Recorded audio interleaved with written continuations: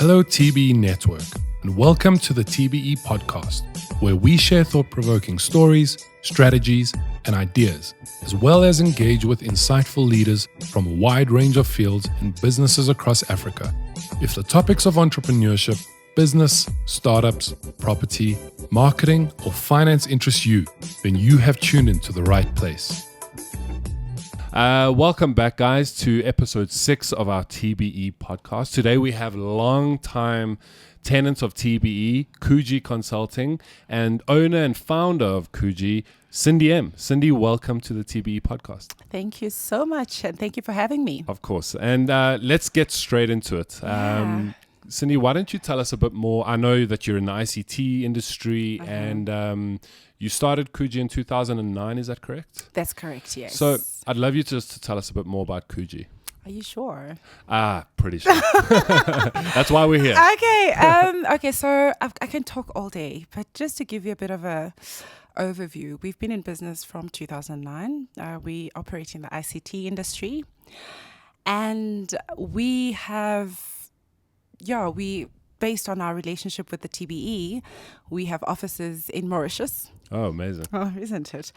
And we supply the mining industry. We supply government and and private sector. And I don't know what else you want to know. We've had a long-standing relationship with our suppliers. In actual fact, I've worked for my suppliers. I've worked for Comstech, and I worked for Axis, and they are our distributors. So how long have you been in the ICT industry, not just as Cugy, but as Sindi? As Sindi, yes. I think that's where I was headed. Yeah. I worked with Axis. I was an employee there. I worked with Comstech, which is Comstore now. Okay. I was top salesperson as well. Amazing. Yeah, no, totally. I am on the Achievers board, and I always say this because I think that's where my love for IT was ignited. I got exposed to technology. We had to learn how to build computers from scratch. When was this?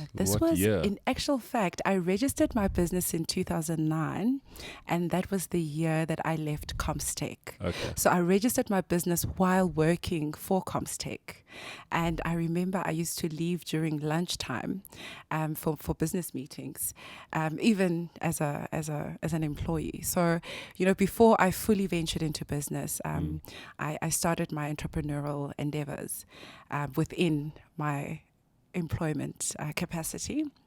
So that's really where the love for technology started. And I think further to that, I got exposed to various industries through the next company that I worked for, which was Matrix Marketing. And what the company does, I was a consultant, and I used to assist companies in their growth strategies. Mm-hmm. And that exposes you to understanding how various industries operate. For instance, the packaging industry, the mining industry. I had clients in various industries. And I think that exposure of playing that sales consulting arm, because we literally assisted companies in identifying markets, various market segments. We assisted their sales team to sell into those markets as a consultant. And I think coupled with the IT experience that I acquired at Matrix and at Comstech, and with the consulting experience on the sales side, it was an awesome combination to really just start the business. Amazing. Yeah. And so maybe you can tell us, you mentioned, you work with government, you work in the private sector and corporate, correct, all of that. Yes. What is in your basket as an ICT consulting company that you offer these companies or these different sectors? Okay, so in our basket, I would say firstly would be the networking, which is our core focus within the business. We supply Ruckus technology and some of Cisco, if anyone from Cisco is listening. So we specialize in networking. Okay. So it would be an end-to-end solution and post-sales as well. We do corporates, Wi-Fi installations and maintenance, and we also do a stadium Wi-Fi. Awesome. That's our core business. And then over and above that, we're partners with Bosch. Bosch Technologies didn't appoint us. We had to apply to become distributors of their conveyor belt management technology. What this technology does really is they manage the temperature on conveyor belts that operate on mines. And it's able to preempt any maintenance challenges prior to having a plant at a standstill. Right. So this is a Bosch technology developed by Bosch. And so we have that relationship. And in actual fact, the last I checked, we were one of 2 companies in South Africa that has the rights to resell the product into the market. That's quite a new, exciting industry that we're operating in within the mining industry.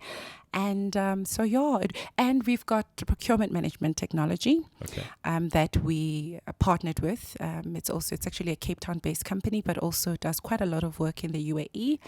And we now are distributors of their technology as well. So it's the Wi-Fi, it's the mining technology, and the procurement management automated systems. Amazing. Correct. So I always think about like, my grandparents with their phone, you know, how they, there's such a, there's like not much willingness to pick up new ideas or new technology. And I wonder if you can chat to us a bit about like your market's willingness, maybe from the unique perspective that you have, pre-COVID and post-COVID. What is the willingness to adopt new technologies been from your perspective? Okay, so honestly, if any at all. Oh, of course. Being in the industry, I think what has always been very vivid was the fact that, suppliers, particularly in the public sector, okay, and if there is anyone from the public sector, please forgive me, but the public sector is really very stagnant in adopting new technology, both infrastructure-wise and operationally in terms of the people that have to use it. So infrastructure-wise, you find there's a lot of legacy systems that are still in place that do not necessarily correspond with the new and the latest digitized technologies, particularly your nanotechnologies and so forth. And you find the employees within government as well, they are very reluctant in adopting new ways of doing things. Well, they're comfortable with how things work. Correct. And I suppose adopting anything new can be scary. It was. And at the time, I mean, we had this is prior to the 4th Industrial Revolution being, very highly topical in the country. At the time, it was still, what is this new technology you're trying to implement? You're trying to change my job. I'm happy with how I'm doing my work and I'm productive in it. Even at director level, and this is really from experience, you find directors see the value, head of ICTs or group ICT directors see the value, but they themselves know that if I have to bring this change into this business, I might just lose buy-in from the staff, right? And therefore be unsuccessful in my job, right? So, but what we found is that post-COVID, so the impact that COVID had with that particular mindset was a complete contrast. It changed for the better because now everyone was actually forced to start using technology because, the paper-dependent processes were no more the order of the day. Well, I think it's almost that no one had a choice with some things, obviously. I mean, we didn't have a choice but to work from home. So there might have been like a subconscious openness that happened because there were so few choices that you were able to make. It just was something that had to happen, and maybe that has now led to, like you're saying, the willingness to adopt new ideas and actually sometimes maybe it takes something that big to change, to challenge an existing system, and go, there could be a better way to do this. We just haven't done it because we're comfortable doing it the way we are. Absolutely. And as well with the age, we've got the millennials that are easy to adopt technology, more willing in essence. And you find in government, if you have to fire someone who's been there for, and please pardon the language, if you have to release someone off their job, it's a very difficult process. The labor law prohibits that. So public sector is almost in a position where they've got all these much older generation of people that are not willing to change, because as well, the capacity to learn new things is limited. So balancing those dynamics is very difficult. However, like I said, COVID for the ICT industry, it has really helped open doors for new technologies to be implemented in organizations. For a moment, an ERP system was not necessary because everyone had paper and they were all in the office and they could sign and pass on to the next person. Now everyone is working remotely. There has to be a system where an email is not viable because there's so many documentation that needs to be uploaded. Therefore, an automated ERP technology has to be implemented. We see the rise of all these like production or productivity suites that promise to like make your team more collaborative and productive. Yes. And I just want to go back to, you were talking about like maybe an older generation in the public sector. Yeah. I wonder if you've had any experience or any maybe just experience of people being fearful that technology could replace them. I wonder, because everyone thinks about AI, and one day, and I mean you see it in plenty industries already where technology is doing jobs that people used to do, and I wonder if that's anything you've experienced or seen. And this is now in the private sector. Is now, it? Particularly with our mining technology, typically there's a process that needs to be followed in maintaining how the belt operates. The specific people that go and actually check the temperature sensors on the belts. Now, our technology is replacing that process. So our business at the moment is sitting in between a manager deciding on adopting the technology and having to reallocate resources. And reallocation could mean some people may not be relevant anymore if the technology is deployed. And the human aspect of it has to come in. I have managers and engineer managers that say, how do I let go of these people? Because I love this technology. It's brilliant. I need it. But I first need to make sure that I can reallocate the resources and keep the resources. So it's a huge... That's quite a great outlook to have, though. I mean, it's nice to hear that they aren't going, we can just save money and get rid of them. I mean, if they're just looking to reallocate, that's brilliant. Absolutely. And this is actually with the Africa Rainbow Minerals.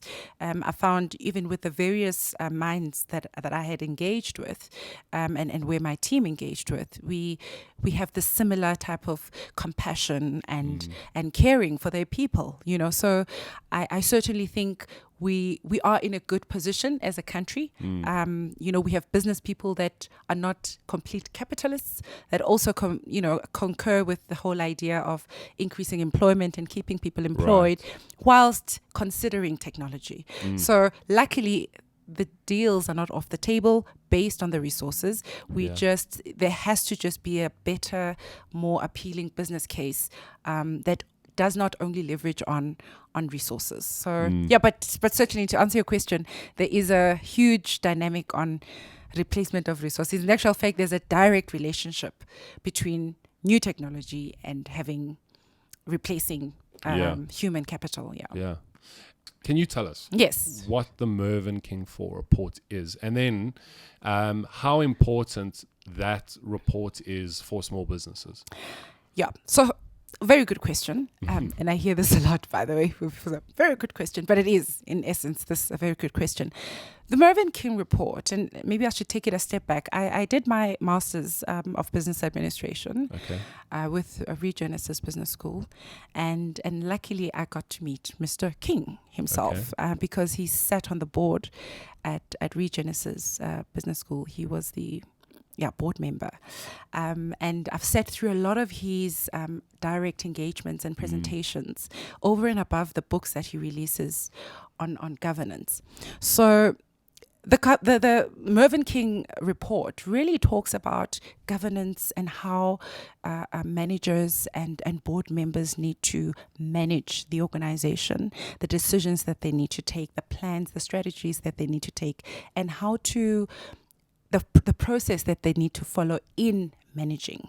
So if you are a chairperson of an organization, what steps do you need to take to manage, and what principles do you need to apply in managing that particular organization? And it gives directive to the chairperson, to the CEOs, right down through to management. However, what he has done with King 4 is that he's incorporated, in actual fact, I think he had 75 principles in King 3. Yeah.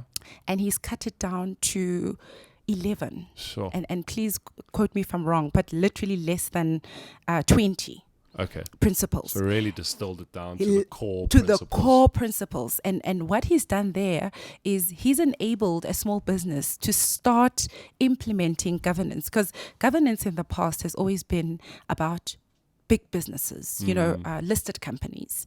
And he's changed, particularly because the economy, if you look at the Australian economy, it's highly dependent on SMEs. If you look at the dynamics and the GDP generation of the country, it's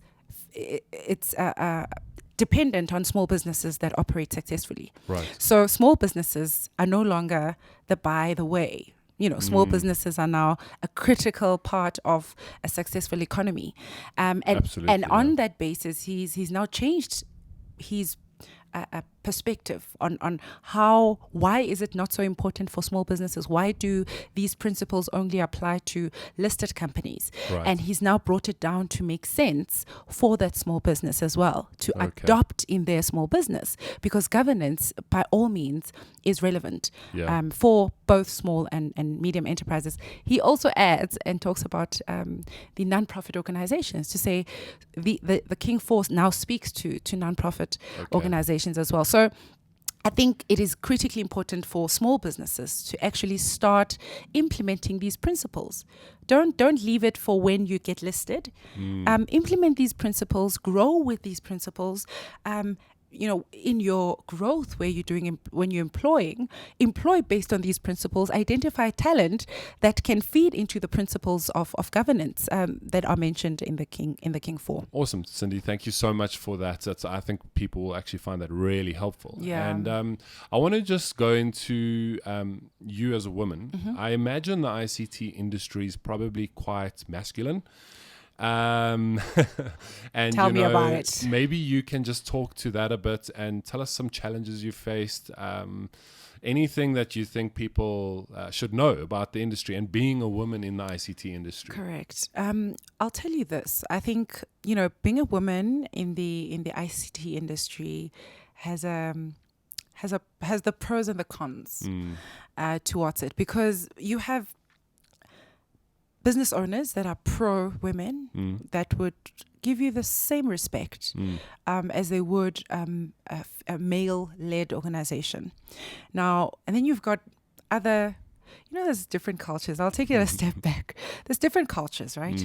In South Africa, particularly in the native community, where the Zulus always thought women, the culture teaches you that a woman needs to obey the man, and there's the woman must cook and the man don't cook, and the woman must clean. That whole cliche of culture that is highly embedded in whether you're an educated man and you ended up in Harvard, or you ended up in Oxford University, whatever. Wherever you may have migrated to and ended up in a corporate, you are still a Zulu man, or you're still a Xhosa man. You're still brought up under this culture. Are very instilled. Correct. And what we then face as women is to deal with that dynamic of the culture influence regarding women, and the reluctance of exception within the ICT industry, particularly because the ICT industry historically has always been a male-dominated industry. And now venturing in as a woman and owning and managing an ICT, CEO. being the CEO, of course. Don't hide. Let's say of course it as not. it is. Of course. So you certainly have to deal with those dynamics. You have to slightly work harder than the male managed organization. Right. You have to prove yourself. You are literally at the tip of you cannot make a mistake with any deliverable. You cannot miss anything Held in to your a higher project. standard. Absolutely. Your standards have to be much higher than what is expected of a male managed organization, because initially when you walk into that meeting, you have a CEO or you have a group ICT director that is male. In actual fact, and I don't have the stats, but there are more men that occupy these positions, these group ICT positions, either private or public sector. So, you definitely have those dynamics to deal with. However, what we have found is that the industry itself is changing. There's slightly more women that are participating in the ICT industry, and there's also more men that are almost accepting their reality. We're not there yet, but there's certainly a way forward. It's a success story towards a point where ICT is not going to be a male-dominated, considered industry. I think construction is probably slightly backward than the ICT industry. We're slightly ahead of the construction industry. I think it's still very dominated by males. But all in all, I think there's acceptance. Men are slowly accepting that we are here and we are here to stay. And I remember offline, you mentioned that challenges can only make of a better person. Sure. And the challenges that we face as women in the industry only propel the success of our organizations. So hopefully not to ignore entirely that those unfair practices shouldn't exist, but I was just thinking as you were speaking, like over the last, let's say, hour and a half that we've got into like hangouts and chat about this stuff, if you're at the spearheading this movement, I have no doubt that men will have no other choice but to accept it. And but Sindi, I am flattered. Keep talking. I thank you so much It's for a being pleasure. on episode 6. Maybe just to wrap up, you can let us know where people can reach you. Any information you would like to offer at the end here. Yeah, sure. So we are hiring. Awesome. I don't know when this podcast would be out, but the recruitment process for 2021 has come to an end. We should be having more employees, but from 2022, we're going to be releasing more positions. There would be sales and tech positions, and we're going to have highly specialized technical managers as well. So Awesome. people can look out for those on PNet. PNet exclusively is where you'll kind of be listing but also we'll post on our LinkedIn page. We've got the Cugy Consulting LinkedIn page, and also on our website www.cugyconsulting.co.za. Awesome. Well, as I said, Sindi, such a pleasure having you on Thank episode 6. I you. know we've got a lot more to talk about. Certainly. So I'm pretty sure we'll be able to catch up in the next episode. Thank you. Thank you. Thanks, A.